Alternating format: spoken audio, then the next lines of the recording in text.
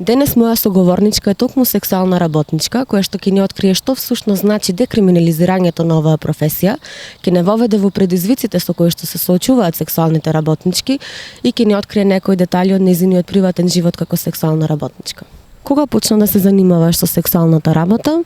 Дали самата влезе во истото или некој те воведе?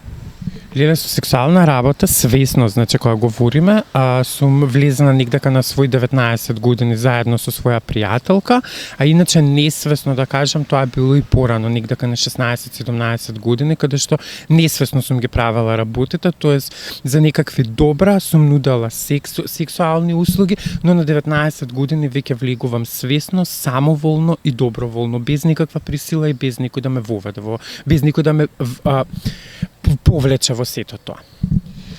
Дали сексуалната работа сама по себе е исплатлива или во меѓувреме работите и друга професија?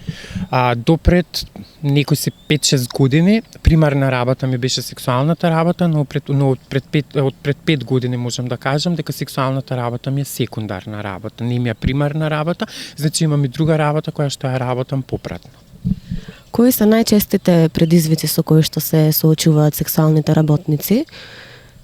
Има и негативни и позитивни страни. Позитивните страни се ева да издвоиме економската ситуација, економската стабилност. Негативните страни се нападите, насилството врз сексуалните работници од страна на клиентите, од страна на институциите, од страна на полицијата. Значи сепак се соочувате со напади од клиентите после средбата или пред? Мислам, не е тоа нешто голема бројка, да кажеме, например, некои си 20-30% клиенти се такви, мислат дека ти плаќаат и мислат дека за тие пари може да прават се што сакаат со тебе. Каква здравствена заштита ви е достапна на вас сексуалните работници и дали се соочувате со предрасуди кога примерето ќе се обратите за лекарска помош? Здравствени услуги, да кажам, нажалост не се достапни преку невладините организации, преку граѓанскиот сектор. Сексуалните работници многу ретко го користат јавното здравство, токму поради дискриминацијата и стигмата од страна на здравствените службеници. Не дека секој сексуален работник кога оди во, да кажеме, да бара лекарска услуга, кажува дека е сексуален работник, но доколку некој од здравствените работници го примети тоа кај девојката, кај жената, кај мажот или кај трансродовото лице, небитно, тогаш не се фокусираат на прегледот кој што треба да го направат, туку се фокусираат токму на сексуалната работа. Сме имале случај каде што девојка ја имаме однесено во болница, каде што девојката си има онесвестено и во клиниката мораше да кажеме како девојката се онесвестила кога кажавме дека девојката е сексуална работничка, дека работи на улица и дека на улица паднала, тогашка се осврна кон прегледи на гениталиите на жената, дали она била повредена, дали била силувана, што немаше никаква врска со состојбата која што и се случуваше во моментот. Така да од државните не можам да кажем дека сите здравствени работници се негативно настроени кон сексуалните работници, но голем број ја имаат таа стигма и таа дискриминација кон сексуалните работници и затоа сексуалните работници се одлучуваат и се решаваат да ги користат здравствените услуги на граѓанскиот сектор кој што ги нуде, бидејќи идат на недискриминирачки и на хуман однос и третман од страна на персоналот. Дали терминот проститутка го наоѓаш навредлив? Да, мислам терминот проститутка како и многу други термини е навредлив, бидејќи сексуалните работници самите си имаат изборено за терминот сексуална работа, бидејќи тоа не е нешто кое што ние го продаваме, ние продаваме само дел од услуга. Со какви клиенти најчесто имаш средби? Која според тебе е најзастапената група на баратели на сексуални услуги? И зошто ги бараат истите според тебе? Мажите, ако збориме за возрастни граници, ги има од сите возрастни граници, работам исклучиво со полнолетни лица, не работам со малолетни лица поради законите, работам со полнолетни лица, но ако треба да издвојам некоја возрастна граница, да кажеме, тоа е негдека од 30 година па до 45 години. Што всушност значи декриминализирањето на оваа професија и што што мислиш дека би донело тука кај нас? Декриминализацијата значи за сексуалните работници пред се слобода. Они ќе може да избираат и да работат на ќе работат во безбедни услови, ќе може после тоа да пријавуваат насилство од страна на полицијата, што сега тоа не се случува. Сексуалните работници се плашат да го пријават насилството во полиција, дали е тоа од клиенти или од некаква институција, затоа што самите институции имаат негативен став кон сексуалните работници. Сметам дека со декриминализацијата на сексуалната работа, сексуалните работници ќе се охрабруваат и ќе бидат мотивирани да може да пријавуваат случаи на насилство и повреда на нивните права. Предпоставувам и ќе се чувствувате подостоинствено вршејќи таа. Да, секако. Какви услуги се најчесто барани од страна на клиентите и дали за тебе конкретно постои некое табу? Во однос на услугите, знаеш како, тоа е на индивидуален начин. Секој сексуален работник нуди различни услуги, различен тип на сексуални услуги. Кај мене, например, преовладува класичниот секс, да кажеме, и ништо повеќе од тоа. Да, има ситуации каде што бараат клиентите и садомазо, има ситуации каде што бараат клиентите дирти секс, што го викаат, али тоа кај мене, мислам, јас тоа не го практикувам. Дали под сексуалните услуги што ги нудиш ти влегува и ескорт службата? Понекогаш овдека во Македонија не се исплати, бидејќи луѓето не разбираат што е ескорт, али во надвор од нашава земја кога работам, да. Прашање кој исто така ме интересира е дали работиш сама или имаш некаков посредник?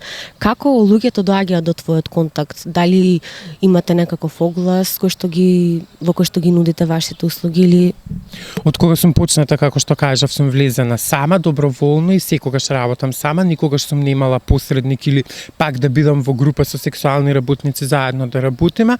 Има сајтови, има огласи каде што се огласувам и преку тие сајтови огласи ги наоѓам и клиентите стигаат до мене. Како и сите други луѓе, и вие имате љубовни партнери во вашиот живот, како им соопштувате веста дека всушност е сексуални работници? Како тие тоа го прифаќаат?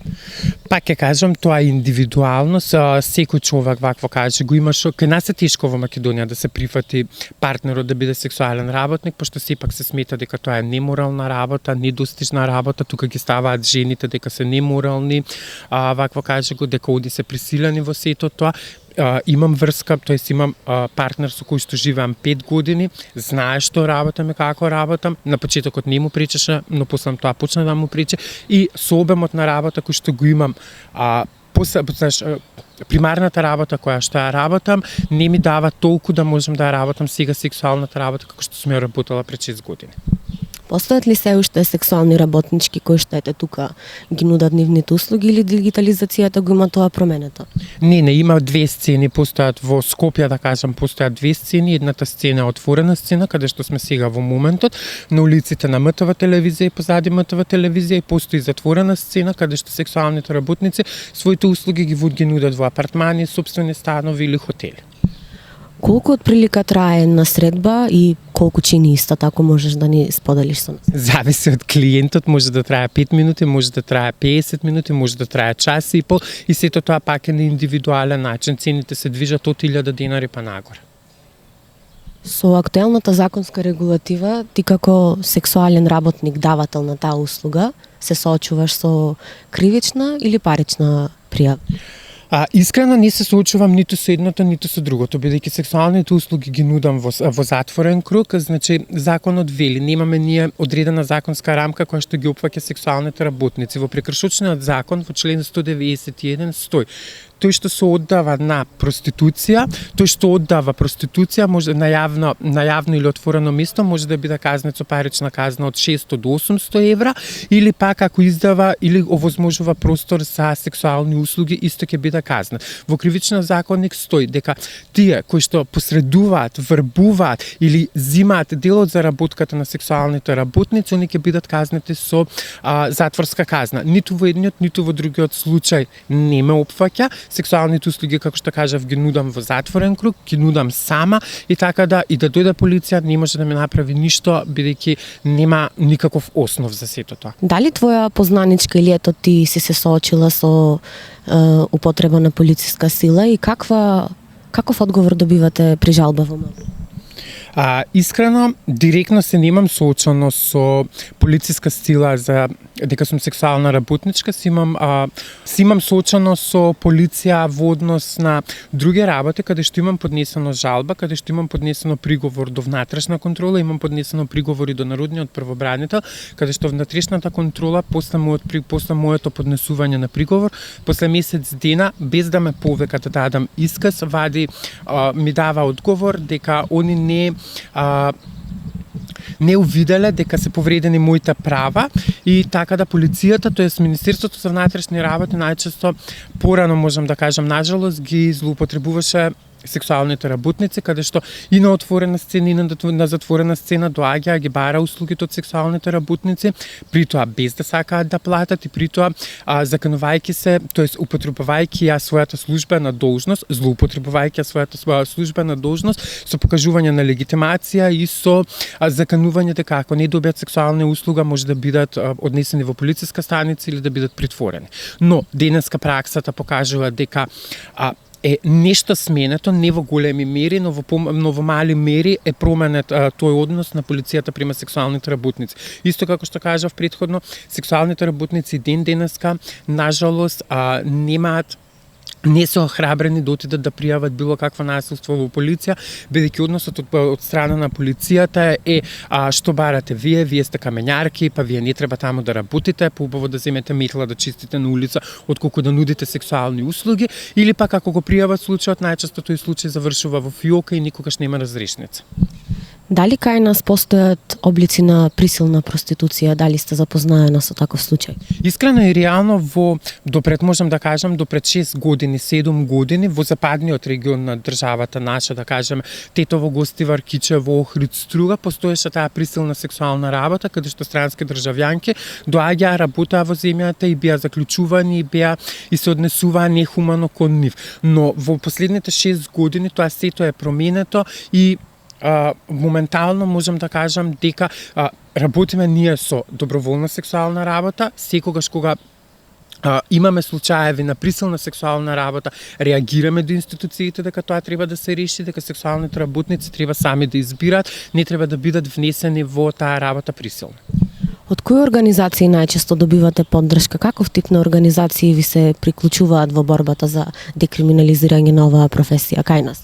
Тука е првиот колектив на сексуални работници Стар кој што во држав кој што е основан пред 10 години, тука си плюс други организации, значи Стар е прв колектив на сексуални работници на лицата од заедницата ја водат организацијата, тука е граѓанската организација ХОПС која што е сервер провайдер и тука коалиција Маргини која што нуди бесплатна помош и бесплатна правна помош и документирање на случај на прекршување на правата на сексуалните работници. Зошто во 21 век стоиме со твоето лице свртено со грб кон камерата, а не излегуваш јавно? Зошто мислиш дека тоа е така и што треба да преземеме за да го смениме тоа и да можете слободно да излезете покажувајќи ги вашите лица во јавноста? Нажалост не сме Амстердам. 21 век е точно, 2021 година е, но општеството овде кај нас е се уште затворено и сексуалната работа се уште ја сметаат како нешто неморално. Пред се треба да работиме на покренување на свеста на општата популација, за да можат сексуалните работници да се охрабрат и да можат јавно да говорат за своите потреби, за своите проблеми, без да се кријат и без да се прикриваат дека се сексуални работници.